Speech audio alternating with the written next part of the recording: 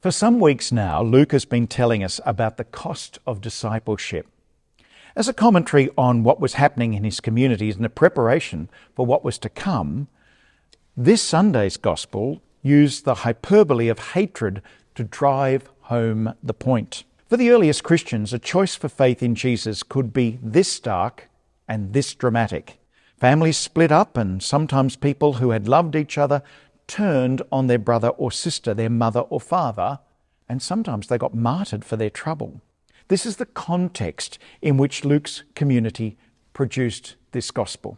It's always good for us to recall that for some of our sisters and brothers beyond our shores, the perils of public belief are still like those of Luke's community. There are places in our world where you could die for your belief. Luckily for us, the threat of death for our faith is a very remote possibility. But the power of this Sunday's Gospel is, even if we're not faced with physical death, there are many other ways that we might die to self to see that the cross of Jesus and his resurrection may be proclaimed with great hope and joy. The verbs in this Sunday's Gospel tell an interesting story. Carry, follow, estimate, lay foundations, plan, give up possessions. It's a very tough list of things to do. Whatever our situation in life, this gospel advocates that we should figure out our priorities and live them out. In other words, we should say what we mean and live what we say. We often think we could never live without most of the things to which we become attached or accustomed. But we can.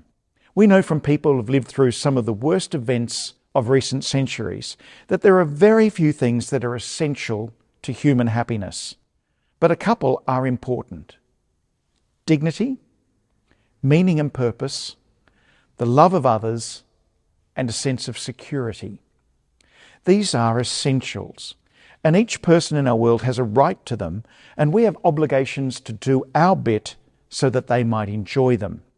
Everything else, as good as it might be, is icing on the cake. The problem is that we want our cake and eat it too. As Christians, we can't always have it both ways. We can't say that we're baptized into the life and death of Christ and not be prepared to sacrifice anything. If material riches come our way, then with them comes our obligation to share what we've received. If we have talents and energy, we're called to put them at the service of improving the world in any way we can. And if we want the hope of the resurrection, we have to first carry the cross. So riches, a better world and hope come with a price.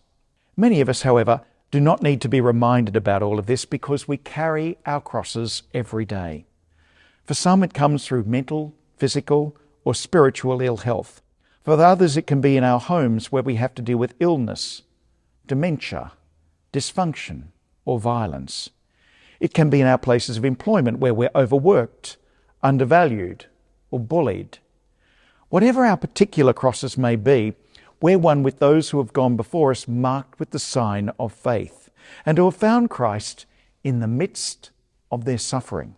This gospel promises us that Christ walks beside us, bearing the burden of the struggle. May this Sunday give us eyes to see Christ present in our most difficult moments, which isn't easy and is a wonderful gift if we get it, and enable us not to add to the weight of anybody else's burden, but just to have a sense that Christ lifts ours with us.